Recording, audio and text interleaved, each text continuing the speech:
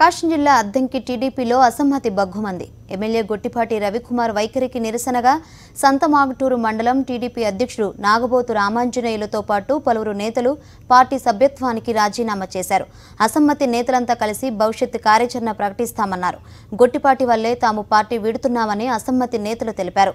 Addanki ticket గొట్టిపాటికి Chandrababu okay చెప్పడంతో అసమ్మతి తీవ్రమైంది. ఎమ్మెల్యేగా కొనసాగుతూ అవతల పార్టీ నుంచి యువతల పార్టీలోకి వచ్చి కొనసాగుతూ తెలుగుదేశం పార్టీలో గత 15 సంవత్సరాల నుంచి కష్టపడి ఇబ్బందులు పడి పార్టీని అధికారంలోకి తెచ్చిన వ్యక్తుల్ని అది చెప్పుకునే కాదు. మా బాధలు, మా మనోవేదనలో చాలా ఇబ్బందులు పడ్డాం, మనోవేదనకు గురయ్యాం.